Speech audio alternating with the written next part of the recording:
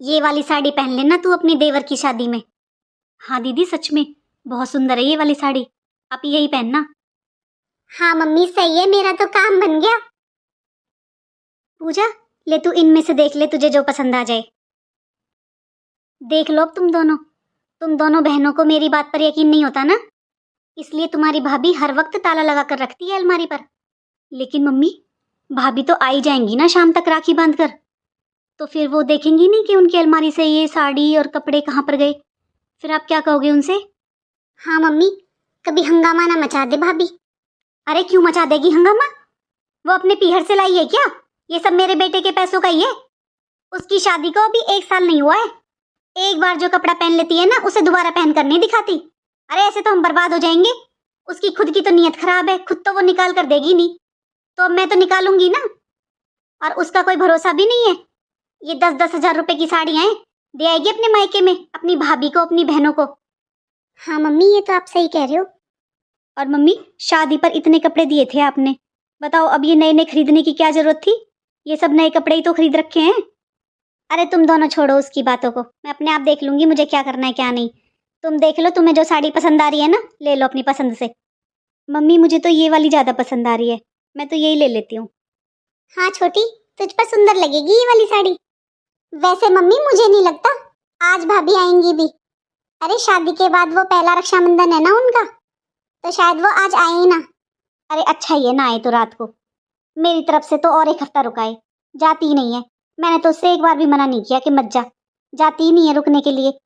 Mummy जब आपने इतने नौकर चाकर लगाए हुए हैं यहाँ पर, इतनी ऐश मिल रही है उन्हें, तो वो क्यों जाएंगी अब अपने मायके?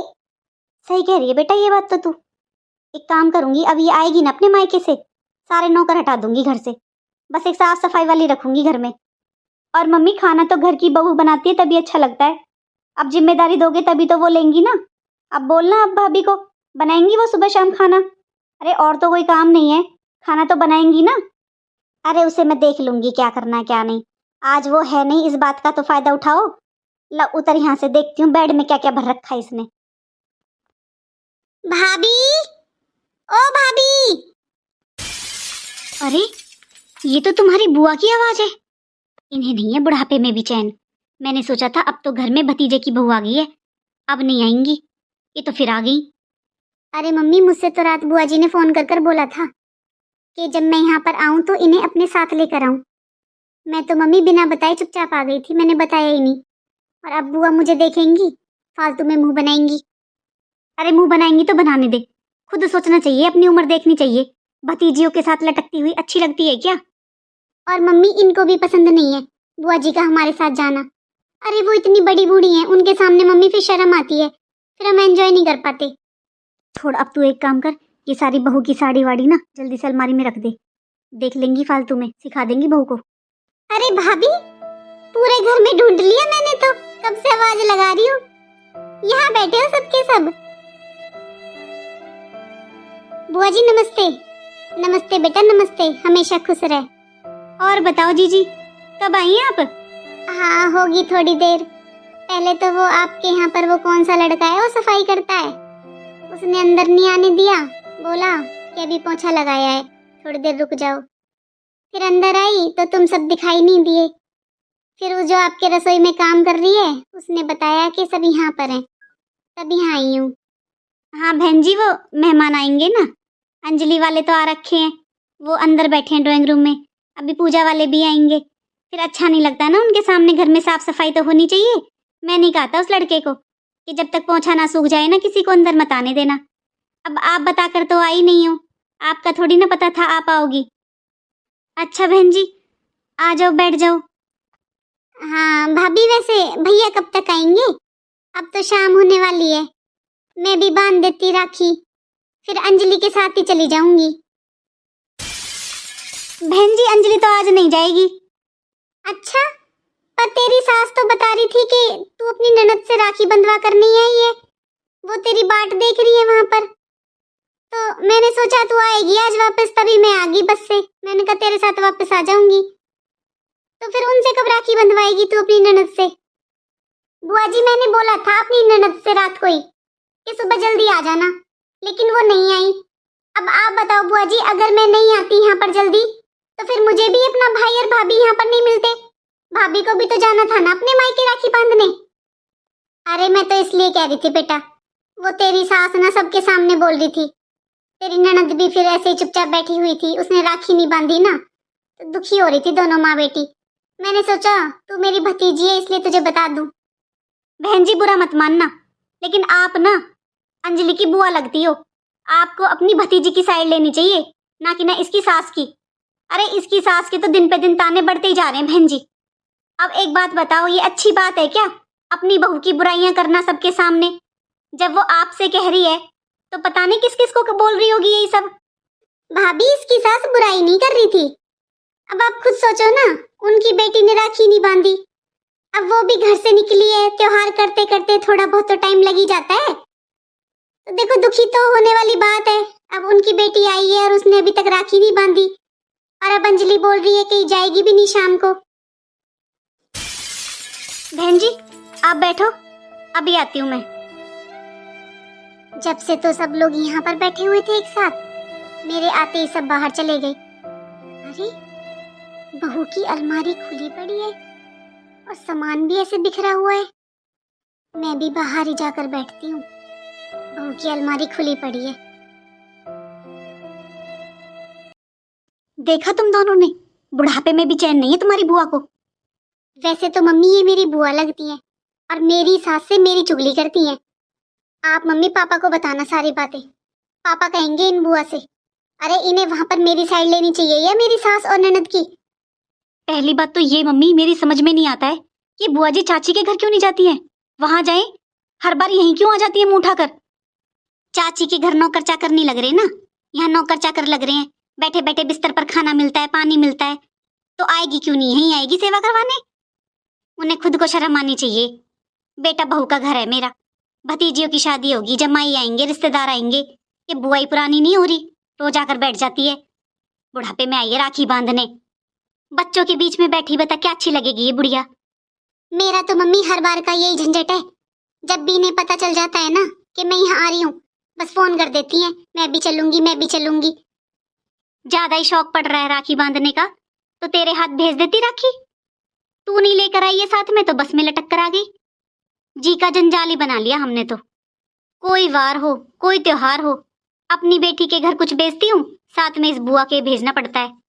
मुझे तो अब ऐसे लगता है मम्मी, इसीलिए इन्होंने दीदी की शादी अपने घर परिवार में करवाई है, ताकि इनका भी बुढ़ापा आराम से चलता रहे। बस यहाँ से लेने का लालच है मम्मी इन्हें। इन्हें पता है दीदी को कुछ भेजोगी तो फिर इनके यहाँ भी भेजना पड़ेगा। हाँ मम्मी छोटी सही कह रही है, वरना राखी तो ये मेरे हाथ भी भेज सकती थी, लेकिन इन्हें तो ये नजर रखनी थी ना कि आप मुझे क्या दे रहे हो, पूजा को क्या दे रहे हो, यहाँ क्या हो रहा है, इन्हें भी बराबर का मिला है या नहीं है, कलेश करना था बस। और मेरी सास को एक की दो लगानी थी। अरे मैं अपनी बेटियों का देखूं या ननद का, पता नहीं कब पूरे होंगे इनके रीति रिवाज।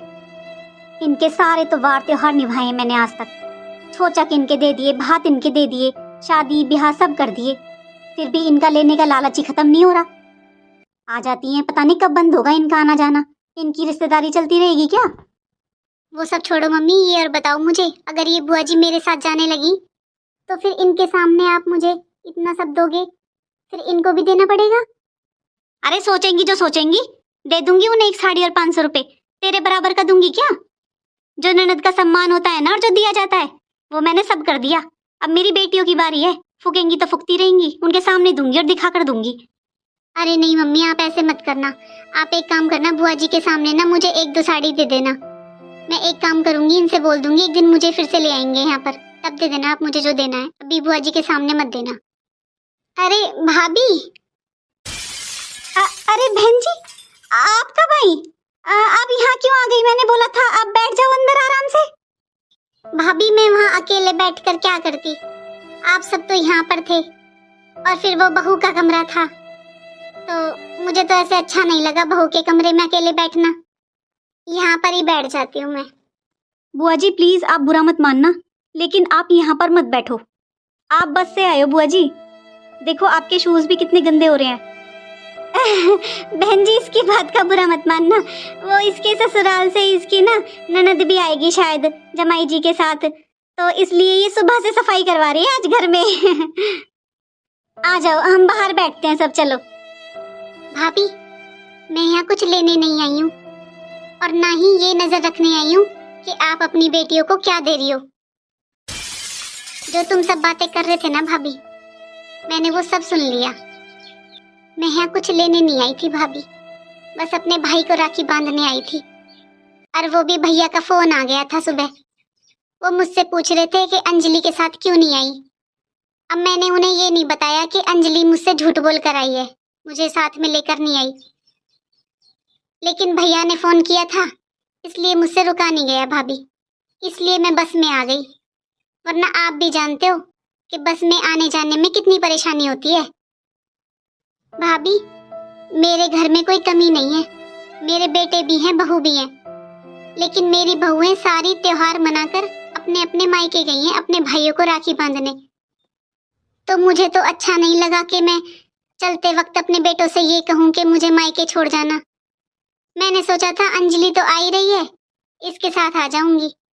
इसने मुझे बताया नहीं, तो फिर मैंने दोबारा अंजलि को भी फोन नहीं किया। भाभी, मैं किसी को परेशान करना नहीं चाहती, मैं तो चुपचाप बस में आ गई। और मेरे बहू और बेटे को तो पता भी नहीं है, बस मैं जिठानी को बता कर आई हूँ अपनी को कि वो बता देंगी। और मेरी जिठानी ही अंजलि की सास है। तो एक बात बताओ, मैं उनसे आपकी बेटी की चुगली करने कैसे चलेगी।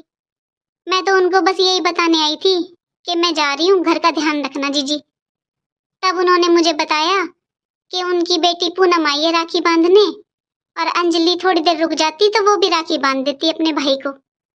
बस वो इसका इंतजार कर रही है वहां पर। यही बात थी भाभी, ना मैंने किसी से चुगली की, ना इसकी सास ने की मुझसे कोई चुगली की। और अगर मुझे ऐसे यही सब करना होता तो मैं क्यों शादी करवाती अंजलि की अपने घर परिवार में। बुआ जी, जब आपकी बहुएं अपने मायके गई हैं, आपके घर में कोई नहीं है, तो आप अपने घर का ध्यान खुद रखो। लेकिन आप तो अंजलि दीदी की सास को ये बताने गए होंगे ना कि वो आपको बताकर नहीं आई है। आपको उनके घर की बातें लेनी थी बुआ जी। अरे बुढ़ापे में ऐसे कौन राखी बांधने आता है। पूजा, मैं तो आज तक ये समझती थी तू छोटी है ना, तो थोड़ी ना समझ है। ये क्या बात हुई भला। अरे घर की बेटी बूढ़ी हो जाती है, उसकी उम्र हो जाती है, तो क्या वो घर की बेटी नहीं रहती। बेटा, ये उम्र तो तुम पर भी आनी है, तुम हमेशा जवान ही नहीं रहोगी। और ना ही पूरी जिंदगी किसी के माँ बाप बैठे रहते हैं।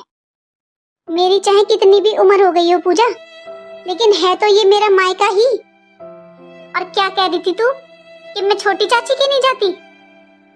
आज तक बड़ी भाभी ने बहुत अच्छा मान सम्मान किया है, इसीलिए मैं यहाँ पर आती थी। जो छोटी वाली भाभी है ना, वो तो शुरू से ही ऐसी है, उससे तो कभी मन मिला ही नहीं, और ना ही कभी उन्होंने फोन कर कर बुलाया। लेकिन मुझे ये नहीं पता था कि तुम लोगों के मन में कुछ और है और मुंह पर कुछ और है। अगर मुझे पहले से पता होता ना तुम लोगों के मन में इतना द्वेष भाव है मेरे लिए, तो मैं यहाँ भी नहीं आती। और पूजा, सबसे बड़ी बात तो ये है कि यहाँ मैं अपनी भतीजियों की वजह से आती हूँ। छोटी भाभी के ना तो बेटी है और ना ही उनका व्यवहार अच्छा है, तो उनके यहाँ तो कभी मन लगा ही नहीं, ना ही उनका घर कभी अपना लगा। और यहाँ इस घर में तुम दोनों की वजह से मुझे ऐसे लगता था जैसे मैं अपना बचपन जी रही हूँ।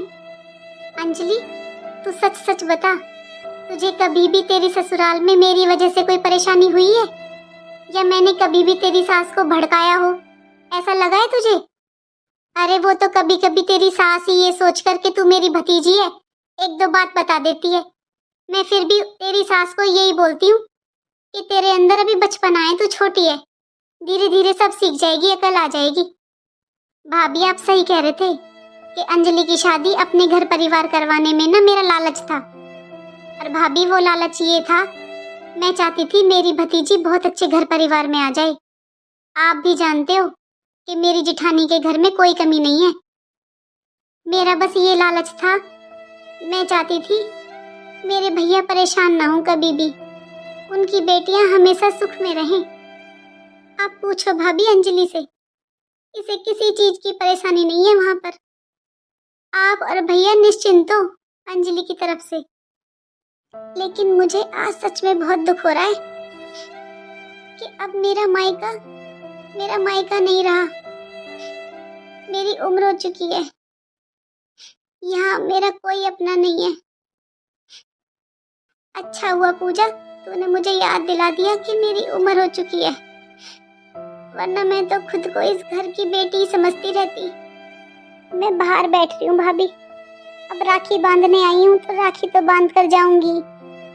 थोड़ी देर भैया की बाट देख लेती हूँ, उनको राखी बांधकर मैं खुद ही चली जाऊंगी बस से। अंजलि तू परेशान मत होना बेटा, तेरा जब मन करे तू जब आ जाना, मैं चली जाऊंगी। जैसे आई हूँ वैसे ही चली जाऊंगी। मम्मी, मुझे आज बुआ जी को इतना दुखी देखकर बहुत बुरा लग रहा है, पता नहीं क्यों। हाँ मम्मी, मुझे भी बहुत बुरा लग रहा है। मम्मी, मैंने सच में बहुत गलत समझा बुआ जी को। अरे मम्मी, बुआ जी तो मेरा इतना ध्यान रखती है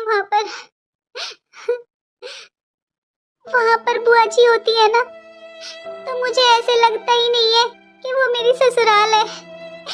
जब बुआ जी मुझसे मिलने आती है ना, तो मुझे तो ऐसे लगता है जैसे मैं अपने मायके में ही हूँ। सही कहा तुम दोनों ने, ये उम्र, ये बुढ़ापा, ये तो सब पर आता है। कल को अगर मेरी बहू तुम्हारे साथ ऐसा व्यवहार करेगी तो तुम पर क्या बीतेगी। नहीं मम्मी, भाभी का ऐसा व्यवहार मैं बर्दाश्त नहीं कर पाऊंगी, और ना ही भाभी के बच्चों का। मुझे बहुत बुरा लग रहा है मम्मी, सच में मुझसे गलती हो गई। मैं जा रही हूँ मम्मी बुआ जी के पास, आप भी आ जाओ। हाँ मम्मी, मैं भी बुआ जी के पास जा रही हूँ, आप भी आ जाओ। बहन जी। हाँ भाभी। बहन जी, आज बहुत गलत किया है आपके साथ हमने, आज समझ में आ रहा है बहन जी। जैसा व्यवहार मैंने आपके साथ किया है ना आज, और आपकी भतीजियों ने आपके साथ किया है, कल को ऐसा व्यवहार मेरी बहू अगर मेरी बेटियों के साथ करेगी तो मेरी बेटियों पर क्या बीतेगी। सॉरी बुआ जी, मैंने भी आपको बहुत गलत समझा, जबकि सच तो ये है कि इतना अच्छा घर परिवार मुझे आपकी वजह से ही मिला है। मेरे ससुराल में सब बहुत अच्छे हैं, और आज मेरी गलती है बुआ जी, मैंने अपनी ननद का वेट ही नहीं किया, वरना यहाँ पर भाभी तो मेरा थोड़ी देर और वेट कर लेती। बस मैंने अपनी ननद से राखी नहीं बंधवाई, मुझे इस बात का भी पछतावा हो रहा है बुआ जी। और मैंने इनको भी झूठ बोला कि मेरे भैया भाभी निकलने वाले हैं, इसीलिए मुझे जल्दी जल्दी लेकर आ गए। इनको भी बहुत बुरा लग रहा है बुआ जी आज, इन्होंने भी मुझसे कई बार बोल दिया चलने के लिए, मैं ही लेट कर रही हूँ बस। गलती मेरी है बुआ जी, लेकिन अब मुझे पूनम दीदी के बारे में सोचकर बहुत बुरा लग रहा है। हम अभी चलेंगे बुआ जी, और आप भी मेरे साथ ही चलना। यही बात समझा रही थी मैं तुझे अंजलि। अरे तेरी ननद आई है, तो उससे 5 मिनट एक बार राखी बंधवा आती, फिर तू यहाँ आराम से रहती, चाहे आज रात को भी यहीं रुक जाती। और अंजलि, मैंने गुड्डू को फोन किया है बेटा, वो बोल रहा है थोड़ा लेट हो जाएगा, पर आ जाएगा वो मुझे लेने। तुम दोनों निकल जाना आराम से। बुआ जी, इसका मतलब आप मुझसे नाराज हो ना? अरे मैं तो आपकी बेटी जैसी हूँ बुआ जी, माफ कर दो ना मुझे, और गुड्डू भैया को मना कर दो, आप मेरे साथ ही चलना बुआ जी। सॉरी बुआ जी। बुआ जी सॉरी, आपने सही कहा बुआ जी, आज मैंने ना समझी नहीं बदतमीजी की थी आपके साथ। प्लीज बुआ जी मुझे भी माफ कर देना। अरे बस करो तुम दोनों, तुम बस आ गई मेरे पास और इतने अच्छे से बोल रही हो, मेरे लिए तो वही बहुत है। अरे मैं तुम्हारी बुआ हूँ, क्या हो गया मेरी भतीजियों ने मुझसे कुछ कह दिया तो? बुआ भतीजी का तो प्यार ही अलग होता है।